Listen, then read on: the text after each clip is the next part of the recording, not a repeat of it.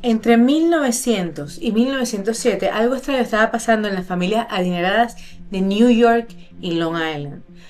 Familias ricas, casas limpias, agua potable, buena comida y aún así, fiebre tifoidea.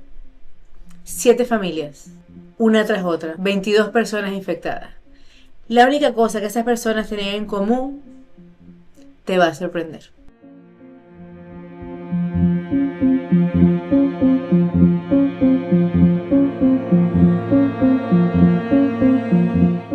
Este episodio llega a ustedes gracias a Con Café, More Than Coffee y Katie Marketing Solutions. Tu éxito es el nuestro. Hola y bienvenidos al episodio número 32 de Un Cuento Horrible. Yo soy Joana Carpio y hoy te traigo la historia de la primera mujer antivacuna del siglo XX, pero en formato cocinera. Una mujer tan convencida de que ella no era el problema que prefirió matar gente antes que admitirlo.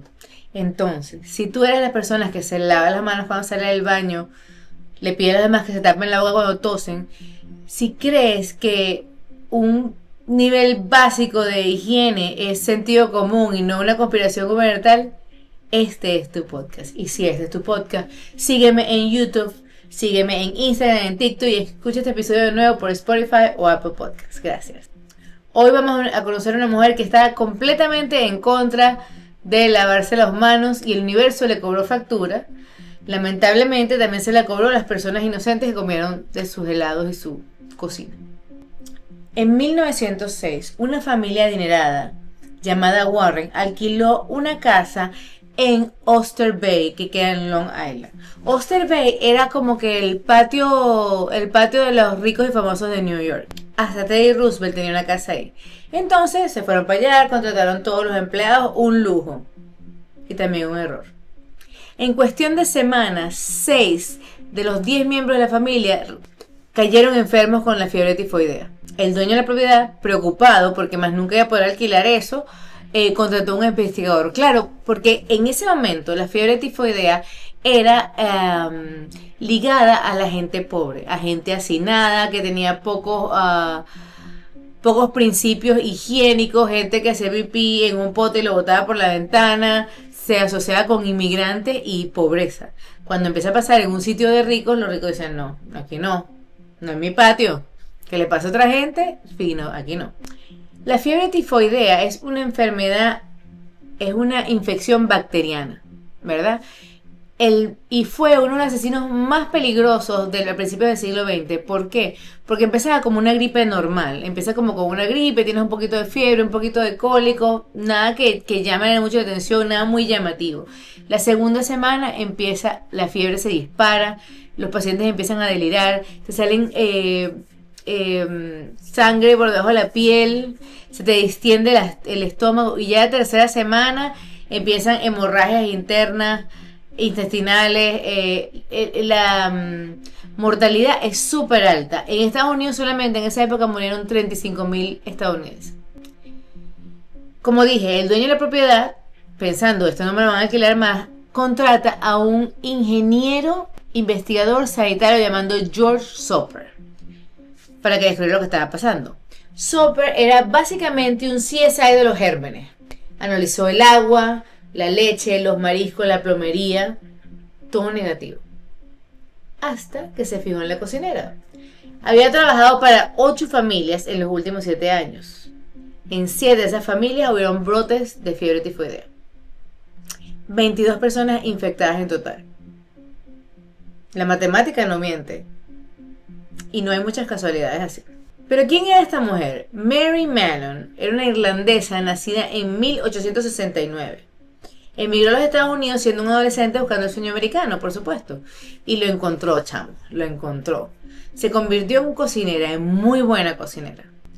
Hay que decirlo, trabajaba para familias ricas de New York y Long Island y todo el mundo la adoraba. El problema, porque siempre hay un problema en este podcast, es que Mary era portadora asintomática de Salmonella typhi, la bacteria que causa la fiebre tifoidea.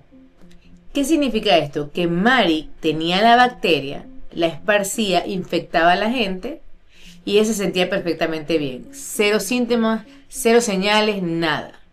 Así que Mari iba de casa en casa cocinando ricos platos para familias acomodadas y dejaba un rastro de fiebre alta, diarrea y muerte a su paso. Como un huracán, pero con mejor sazón.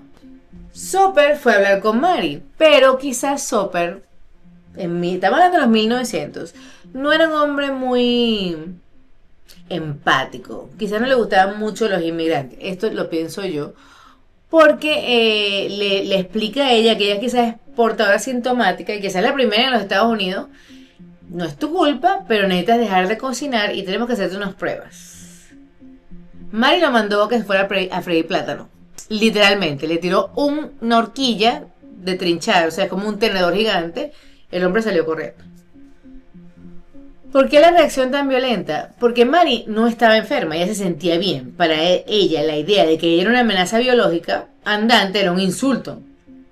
Era como si alguien te dijera hoy, mira, tú eres asintomática, pero puedes contagiar a otros, usa mascarilla. Y tú respondieras, no, yo no estoy enferma, yo no voy a poner eso. Que, si recordamos en el 2020, mucha gente pensó eso. Entonces, pero bueno, difiero. Me estoy yendo por otro lado. Sigamos con el cuento. Soper regresó con refuerzo, pero Mari estaba preparada. O sea, él llegó con un médico, varios oficiales del sistema de salud. Mari apareció de la puerta otra vez con el tenedor, corrió por todas lados, peleó, gritó. La consiguieron después escondida en un closet que pasó horas ahí. Salió peleando y maldiciendo. Las autoridades sanitarias de New York no tenían tiempo para esto, así que la arrestaron, la llevaron a un hospital y confirmaron lo que Soper sospechaba. Mari era portadora de la fiebre tifoidea. De 130 pruebas que le hicieron de fluidos y de biopsia, 120 salieron positivas para la fiebre tifoidea. O sea, la tipa estaba... Por todas partes le salía fiebre tifoidea. En 1907 la mandan a North Brother Island, una islita en el East River que básicamente era una cuarentena glorificada. Mari vivía ahí sola, aislada, con un perro que ya sé por dónde van. Suena maravilloso, yo quisiera irme a vivir en una isla con Maggie, con mi perro Beagle, pero ella estaba furiosa, ella no quería estar ahí.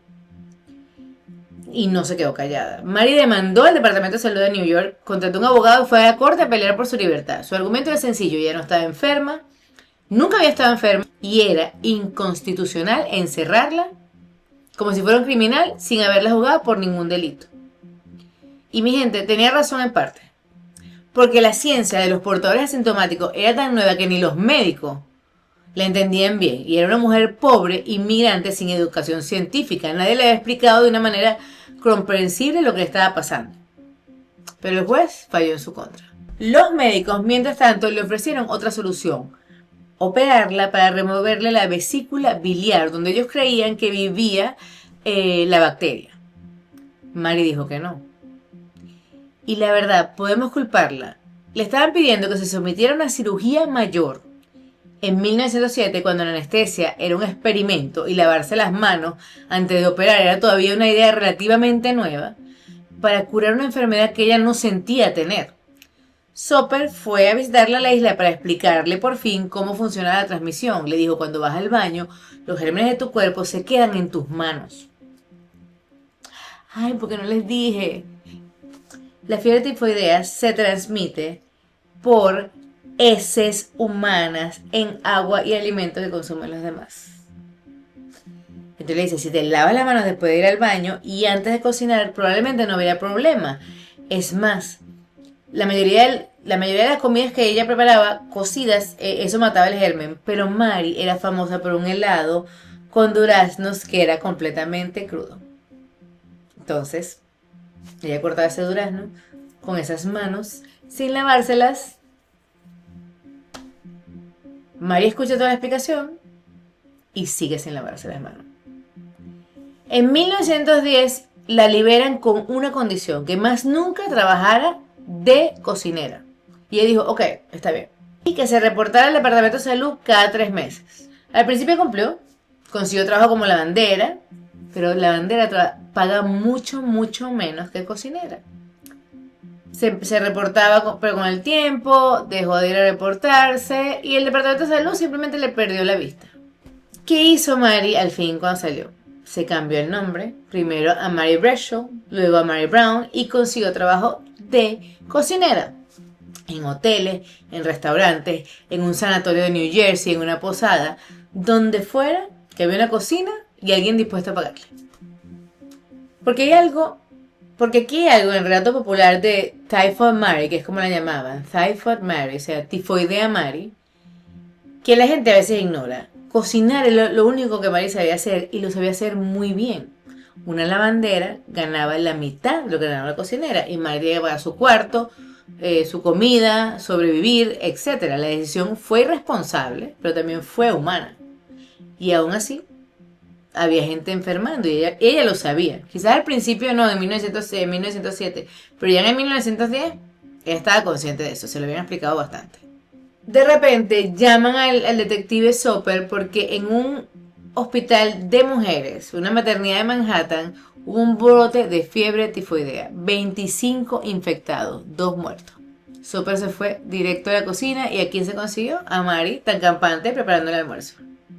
Esta vez no hubo negociación, no hubo abogados, no hubo promesa. La arrestaron de nuevo y la mandaron de nuevo a North Brother Island. Esta vez para siempre. Mary vivió en la isla 23 años hasta su muerte en 1938.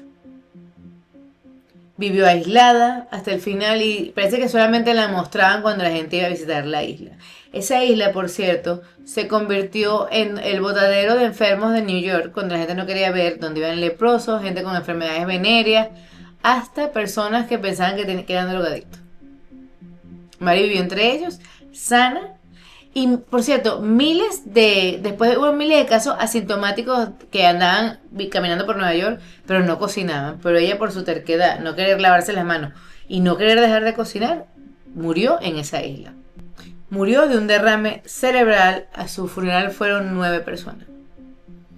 En total se le atribuyen al menos 51 infecciones y 3 muertes confirmadas, aunque los historiadores creen que el número real fue significativamente mayor, porque Mary raramente se quedaba en el trabajo lo suficiente para que el brote se conectara con ella.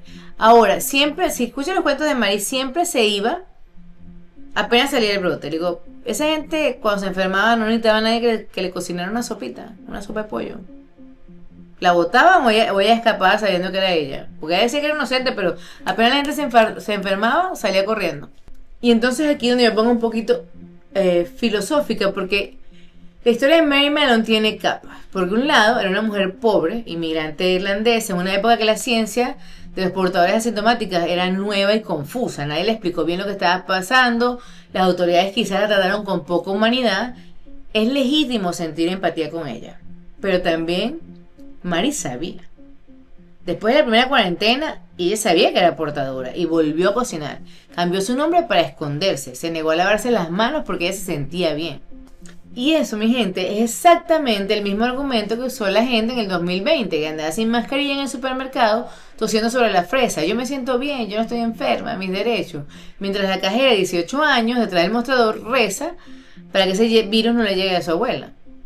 La diferencia entre Mary y los antimascarillas modernos es que Mary, al menos, le podemos dar el beneficio de que vivía en 1907 y la ciencia era nueva. Los otros no tienen excusa. Así termina la historia de Mary Mallon, la mujer que se convirtió en símbolo de salud pública, de los derechos individuales versus el bien colectivo y de por qué lavarse las manos no es opcional cuando trabajas con comida. Si esta historia te dejó pensando, o te recordó a alguien específico de tu familia en la cuarentena, no digas nombre, pero tú sabes quién es, comparte este episodio, mándaselo a esa persona, le compartes el link sin comentarios. Yo soy Joana, esto es un cuento horrible, nos vemos en el episodio 33. Como siempre, cuídense mucho, o mejor cuídense de los otros y lávense las manos. Este episodio llega a ustedes gracias a Con Café, More Than Coffee y Katie Marketing Solutions. Tu éxito es el nuestro. Y si te gustó, suscríbete a mi canal y sígueme en Instagram en @uncuentohorrible.